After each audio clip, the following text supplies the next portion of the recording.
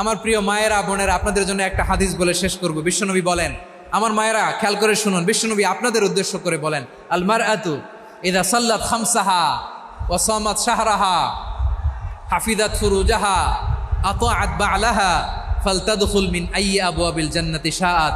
বিশ্বনবী বলেন, ও রমণীরা, ও নারীরা, যে সমস্ত নারী এই চারটা কাজ করবে, এই চারটা কাজের গ্যারান্টি দিবে, তাদেরকে জান্নাতের 8টা দরজার গ্যারান্টি দেয়া হবে। কি চারটা কাজ? 1 নম্বর, আল মারআতু ইযা সাল্লাত খামসাহা, যে নারী 5 ওয়াক্ত নামাজ পড়ে। কি করে? জেলা স্টেডিয়ামে অবস্থানরত আমার নারীরা বোনেরা, বিশ্বনবী আপনাদেরকে 4টা কাজের কথা বলেছেন, খুব বেশি না। 4টা করলে 8 জান্নাতের দরজা সব খোলা। কোনটা দিয়ে যাবেন? যেটা দিয়ে মনে চায়। 1 নম্বর 5 ওয়াক্ত নামাজ। আমার বোনেরা জোহরের নামাজ পড়তে পড়তে এটা আসরে নিয়ে যায়, আসর পড়তে পড়তে এটা মাগরিবে নিয়ে যায়। এরকম আসরে নাই, লালমনিরহাটে হয়তো নাই। আমার বোনেরা এটা করবেন না। ইন্নাস সালাতা কানাত আলাল মুমিনিনা কিতাবাম মাওকুতা, সময় মতো পড়বেন। সামাত শাহরা, রমাদানের রোজাগুলো রাখবেন। হাফিজাত ফুরুজাহা, যে নারী তার চরিত্রকে হেফাজত করে, তার প্রাইভেট হেফাজত করে, তার লজ্জাস্থান হেফাজত করে। ও মায়েরা, আপনার এই গর্ভ যে কত দামি আপনি জানেন না। আপনার এই গর্ভ থেকে জন্মাবে আগামীর সালাহুদ্দিন আল আইয়ুবী। আপনার গর্ভ থেকেই জন্মাবে ইমাম আল মাহদি আল মুনতাজার। আপনার পেট থেকে জন্মাবে আবু সাইদের মতো বীর সৈনিক। আপনার পেট থেকে জন্মাবে মুগ্ধের মতো বীর মুজাহিদ। আপনি জানেন না কে আসবে আপনার পেট থেকে। সময়টাকে কাজে লাগান, ইসলামকে বোঝেন, মানেন, আমাদের ইসলামিক লেকচারগুলো শোনেন। আমরা যে বার্তাগুলো, ইনস্ট্রাকশনগুলো, দিক নির্দেশনাগুলো আপনাদের খেদমতে রাখি, এগুলো মেনে চলুন। আপনিই পারেন আপনার ঘরটাকে জান্নাতের টুকরা বানাতে। একটা family, it's a very big institution and you are the MD, the managing director of this institution. চিল্লায় বলেন ঠিক কিনা? চাইলেই পারেন ঘরটারে জান্নাতের টুকরা বানাতে। 5 ওয়াক্ত সালাত, রমাদানের রোজা, নিজের চরিত্রের হেফাজত, ও আতাআত বা'লাহা, স্বামীর আনুগত্য। এটাতে অনেকে ভুল করে থাকে। হায় রে আমার বোনেরা, স্বামীর আনুগত্যকে এটা নিজের অপমান মনে করবেন না। আপনার স্বামী আপনার সবচেয়ে বড় গার্ডিয়ান, তিনি আপনার সবচেয়ে ভালো চায়। নারী কখনো গার্ডিয়ানশিপের বাইরে থাকতে পারে না। হয় আপনি বাবার গার্ডিয়ানশিপের ভেতরে, বাপ না থাকলে ভাই আপনার গার্ডিয়ান, ভাই না থাকলে চাচা গার্ডিয়ান, বিয়ের পরে আপনার স্বামী আপনার গার্ডিয়ান। শরিয়া সম্মত স্বামীর আদেশগুলো আপনি মেনে চলবেন, কিন্তু শরিয়া বিরুদ্ধ কোনো আদেশ মানতে আপনি বাধ্য নয়। আওয়াজ করে বলুন সবাই ঠিক কিনা? এই 4টা কাজ যদি কোনো নারী করে, বিশ্বনবী বলেন জান্নাতের 8টা দরজা খোলা। তোমার যেটা দিয়ে মনে চায় সেটা দিয়ে জান্নাতে তুমি এন্ট্রি নিতে পারবা। বিষ্ণু ইসা ইসলামের স্ত্রীর নাম ছিল আয়েশা রাদিয়াল্লাহু তাআলা আনহা, আবু বকর রাদিয়াল্লাহু তাআলা আনহুর মেয়ে। আবু বকর রাদিয়াল্লাহু তাআলা আনহুর আরেক মেয়ের নাম হচ্ছে আসমা। কি নাম? দুজনই আবু বকর রাদিয়াল্লাহু তাআলা আনহুর মেয়ে, আসমা আর আয়েশা। নাম দুইটা কেমন লাগে? আসমা নামটা কেমন লাগে? আয়েশা নামটা কেমন লাগে? সবার ভালো লাগে নাই? নাম দুটো আপনাদের ভালো লাগে? লালমনিরহাটে অনাগত যদি কন্যা সন্তান হয়, যদি মনে চায় আসমা রেখে দিতে পারবেন, যদি মনে চায় আয়েশা রেখে দিয়েন। দেশে বিদেশে, এয়ারপোর্টে, রাস্তা ঘাটে শুধু বলে হুজুর একটা নাম দেন, আমার ছেলের একটা নাম দেন, মেয়ের একটা নাম দেন। তো আমার মনে আছে যশোরের আবদিনের মাহফিলে আমি 1-2টা নাম দিয়েছিলাম। আজকে লালমনিরহাটের এই প্রোগ্রামে কন্যা সন্তান যদি হয় 2টা নাম দিলাম, আসমা কিংবা আয়েশা। ইনশাআল্লাহ পড়েন। দুজন বোন, এক মায়ের না, বাবা এক, মা দুজন।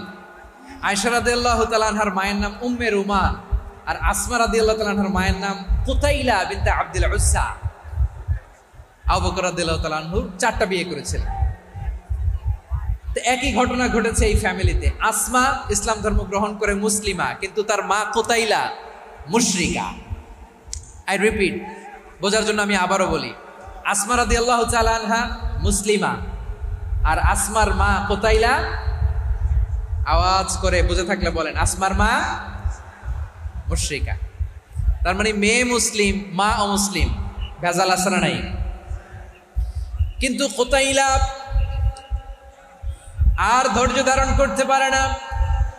নার ছেড়া ধন, কলিজার টুকরা ধন, কলিজার টুকরা সন্তান আসমারে দেখতে বড্ড মন চায়। সাইয়েদনা আসমা রাদিয়াল্লাহু তাআলা আনহা মক্কা থেকে হিজরত করে মদিনায় চলে গেলেন হুদাইবিয়ার পর। যখন মক্কা মদিনার ট্রাফিক স্বাভাবিক হলো, মক্কার লোক মদিনায় যায়, মদিনার লোক মক্কায় আসে। কোচাইলা কলিজার টুকরা সন্তান আসমারে দেখার জন্য কিছু উপহার নিয়ে বিশাল মরুপথ পাড়ি দিয়ে মক্কা থেকে মদিনায় যায়। সুবহানাল্লাহ বলেন। এখন মা আসছে মেয়ের সাথে দেখা করতে, মেয়ে তো আর দেখা দেয় না। মেয়ে ভাবছে আমার মা তো মুশরিকা, অপবিত্রা, তার সাথে কি দেখা দেয়া যাবে?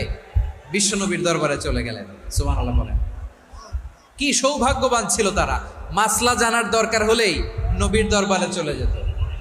ঘরে বউয়ের সাথে ঝগড়া হলে নবীর দরবারে চলে যেত। অনেক সাহাবী বলে আমার পেটে ক্ষুধা লাগলো আমি নবীর কাছে চলে যেতাম, কারণ নবীর চেহারার দিকে তাকালেই আমার পেটের ক্ষুধা মিটে যেত।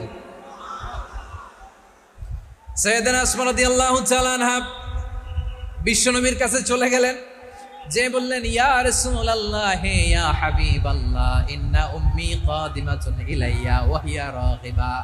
আমার মা মক্কা থেকে অনেক দূর মরুর পথ পাড়ি দিয়ে উপহার সামগ্রী নিয়ে মদিনায় আমার সাথে দেখা করতে এসেছে গো নবী। আমার জানতে বড্ড ইচ্ছে হয় আমি আমার মুশরিকা মায়ের সাথে একটু দেখা করতে পারবো কিনা। আফা আসিলুহা, আগে যেমনি আমি আমার মায়ের সাথে ভালো আচরণ করতাম, যেমনি আমি আমার মায়ের সাথে সদাচরণ করতাম গো নবী, এখন আমি মুসলিমা মা মুশরিকা, এখনো কি আগের মতো সদাচরণ করতে পারবো নাকি? বিশ্বনবী বললেন নাম সিলিহা, হ্যাঁ রে আসমা, অবশ্যই অবশ্যই, আগে ঠিক যেমন তুমি তোমার মায়ের সাথে ভালো আচরণ করতে এখনো তেমনি আগের মতো ভালো আচরণ করবা। আওয়াজ করে পড়েন সুবহানাল্লাহ। কি ইসলাম আমরা পেয়েছি, কত ব্রড মাইন্ডেড আমাদের ইসলাম, কত ওপেন মাইন্ডেড ইসলাম, কত ওপেন আপ করতে পারে, চিন্তা করতে পারে। বিষ্ণু বললেন হ্যাঁ অবশ্যই, নাম সুলিহা, আগে যেমনি ভালো আচরণ করছো আসমা এখন ওইরকমই করো, পারলে আরো বাড়াই করো। সুবহানাল্লাহ বলেন। তাহলে আমার যে হিন্দু ভাইয়েরা হিন্দু বোনেরা ইমানের বদৌলতে দৌলতে আপনি ধন্য হয়েছেন, আপনার আম্মা আব্বা এখন মুসলমান হয় নাই, তাদের জন্য দোয়া করেন, তাদের জন্য দোয়া করেন, আল্লাহ যেন তাদেরকেও ইমানের দৌলত দান করেন। আমরা সবাই পড়ি আমিন, আরো জোরে পড়েন আমিন। এখন বলেন ইসলাম কি ন্যারো মাইন্ডেড রিলিজিয়ান না ব্রড মাইন্ডেড? লালমনিরহাটের যুবক ভাইরা আওয়াজ করো, ইসলাম কি ন্যারো মাইন্ডেড না ব্রড মাইন্ডেড? কতটা ব্রড মাইন্ডেড দেখেন। বিশ্বনবী সাল্লাল্লাহু আলাইহি সাল্লাম অমুসলিমরা যদি নবীকে উপহার দিত ওই উপহারও বিশ্বনবী গ্রহণ করতেন। সুবহানাল্লাহ পড়েন। আপনার অমুসলিম বন্ধু যদি উপহার দেয় সেটাও আপনি নিতে পারবেন, যেটা নেওয়া জায়েজ। কিন্তু আপনার বন্ধু যদি আপনার মদের বোতল দেয় নিতে পারবেন? হ্যাঁ, মদের বোতল দিলে পারবেন। আপনার বন্ধু যদি আপনার পর্ক দেয়, পর্ক শুকরের গোশত মিশ্রিত কোনো খাবার, ওটা নিতে পারবেন না। হালাল যে কোনো জিনিস নিতে পারবেন। বিশ্বনবী সাল্লাল্লাহু আলাইহি ওয়াসাল্লাম অমুসলিমদের দেয়া হাদিয়া গ্রহণ করতেন। কেমন নবী ছিলেন, আমার নবীরে চিনে নেন, আমার নবীর অ্যাটিটিউড জেনে নেন। বিশ্বনবী সাল্লাল্লাহু আলাইহি ওয়াসাল্লাম যখন কোনো জনপদে যেতেন 3টা অপশন নিয়ে যেতেন। প্রিয় ভাইয়ের আওয়াজ করে বলতে হবে, কোন জনপদে গেলে আমার নবীর অপশন থাকতো কয়টা? আমার মতো 3 আঙ্গুল উঁচু করে দেখান আর বলুন আমার নবী কোন জনপদে গেলে কয়টা অপশন নিয়ে যেতেন? 1 নাম্বার অপশন আসলিম তাসলাম। নতুন এলাকায় গেলে বলতেন আসলিম তাসলাম, ইসলাম ধর্ম গ্রহণ করো, শান্তিতে থাকবা, আমার ভাই হয়ে যাবে, আমরা ভাই ভাই, ইসলাম মানো, আমরা ভাই ভাই। অপশন নাম্বার কত? 1। যদি বলে না ইসলাম মানবো না, ওকে, অপশন নাম্বার 2, মুসলিম হওয়ার দরকার নাই, লা ইকরাহা ফিদ্দিন, ইসলামে কোনো বাড়াবাড়ি নাই। খ্রিস্টান আছো থাকো, বৌদ্ধ আছো থাকো, ইহুদি থাকতে চাও থাকো, কিন্তু আমরা যেহেতু রিজিওনাল সুপার পাওয়ার, আমাদের আন্ডারে থাকো, ট্যাক্স দিয়া থাকো, এটার বলে জিজিয়া। আলেম যারা আছেন বুঝবেন এটার আরবিতে কি বলে, জিজিয়া। You pay us the tax, we will give you the security. তোমরা ট্যাক্স দিবা, আমরা সিকিউরিটি দিব। ইসলাম মানো, শান্তিতে থাকবা, ভাই ভাই, আমরা ভাই ভাই। অপশন নাম্বার 2, ট্যাক্স দাও, আমরা নিরাপত্তা দিব, মুসলিম হওয়া লাগবে না। এখন 1 নাম্বারও মানে না, 2 নাম্বারও মানে না, মুসলিম হবো না, ভালো, খ্রিস্টান থাকো, ট্যাক্স দাও, আমরা সিকিউরিটি দিব না, এটাও মানি না। বিষ্ণু বলেন, তাহলে তলোয়ার আমাদের আর তোমাদের মাঝে ফায়সালা করবে। মুসলিমও হবে না, ট্যাক্স দিবা, নিরাপত্তা দিব, আমরা সুপার পাওয়ার, আমাদের আন্ডারে থাকবে, এইটাও না। তাহলে তোমাদেরকে তো আমরা বিশ্বাস করতে পারি না, কখন না কখন বিশ্বাসঘাতকতা করো, কার সাথে মিলে হাত মিলাও, তলোয়ার আমাদের মাঝে ফায়সালা করবে। তখন তিনি জেহাদের সশস্ত্র সংগ্রামের ঘোষণা দিতেন। সুবহানাল্লাহ পড়েন। দেখেন, পশ্চিমারা জেহাদকে এইভাবে চিত্রায়িত করে না। ওরা জেহাদ বলতে বুঝায় তলোয়ার, হাত কাটো, গলা কাটো না। জেহাদ সশস্ত্র সংগ্রাম 3 নম্বরে। অধিকাংশ ক্ষেত্রেই বিশ্বনবীর সুন্দর আচরণ দেখে, আরে আমার নবীর যে নুরানি চেহারা, অনেকে তো কেবল সিরেফ চেহারাটা দেখেই কালিমা পড়ে মুসলমান হয়ে গিয়েছে। যারা মুসলিম হয় নাই তারা তাদের ইসলামেই বলবৎ ছিল, ট্যাক্স দিয়ে ইসলামের আন্ডারে ছিল। যারা এটাও মানে নাই ওইটাও মানে নাই, তাদের বিরুদ্ধে জেহাদ। বিষ্ণু ইসলাম 7ম হিজরিতে যখন খায়বার বিজয়ের পরে ইসলাম রিজিওনাল সুপার পাওয়ার হিসেবে আত্মপ্রকাশ করলো, বিশ্বনবী চিঠি লিখলেন অন্যান্য সুপার পাওয়ারের কাছে, রাষ্ট্রীয় চিঠি লেখে এক রাষ্ট্রপ্রধান আরেক রাষ্ট্রপ্রধানের কাছে। ঠিক কিনা বলেন? জানেন না আপনারা? এই যে 24-এর ছাত্র নাগরিক অভ্যুত্থানে, এই অভ্যুত্থান যখন শুরু হয়, আমি তখন সাউথ আফ্রিকাতে একটা স্ট্যাটাস দিয়েছিলাম, কোটা নয় গোটা দেশ সংস্কার করা লাগবে। শুধু বাংলাদেশ নয়, সারা বিশ্বের বাংলা ভাষাভাষী লোকেরা এই আন্দোলনের সাথে সমর্থন তারা করেছে, এটাকে সাপোর্ট করেছে, তারা সমর্থন দিয়েছে। আমাদের ইউনাইটেড আরব আমিরাতের বাংলাদেশি ভাইয়েরা, তারা সেখানে রাস্তায় নেমে এসেছিল। জানেন, ওইখানে ডেমনস্ট্রেশন করা যায় না, সেখানকার সরকার তাদেরকে যাবজ্জীবন দিয়েছিল। তখন আমাদের এই যে প্রধান উপদেষ্টা ডক্টর মোহাম্মদ ইউনূস সরাসরি G2G বলে, এটা G2G, government to government, G2G, উনি চিঠি লিখলেন যে তাদেরকে, ইউর হাইনেস, হে সম্মানিত আমির, আপনি আমার এই চিঠির কারণে আমার সম্মানে এই 53 জন বাংলাদেশিকে মাফ করে দেন। এই চিঠির বদৌলতে বেকসুর খালাস পেয়ে গিয়েছিল আমাদের ভাইরা। জানেন না এই ঘটনা আপনারা? তাহলে গভর্নমেন্ট টু গভর্নমেন্ট চিঠি দেওয়া হয়। 7ম হিজরিতে বিষ্ণু ইসলাম সব সুপার পাওয়ারের কাছে চিঠি দিলেন, রোমান সম্রাটের কাছে, পারস্য অধিপতির কাছে, মিশরের অধিপতির কাছে, সবার কাছে চিঠি লিখলেন।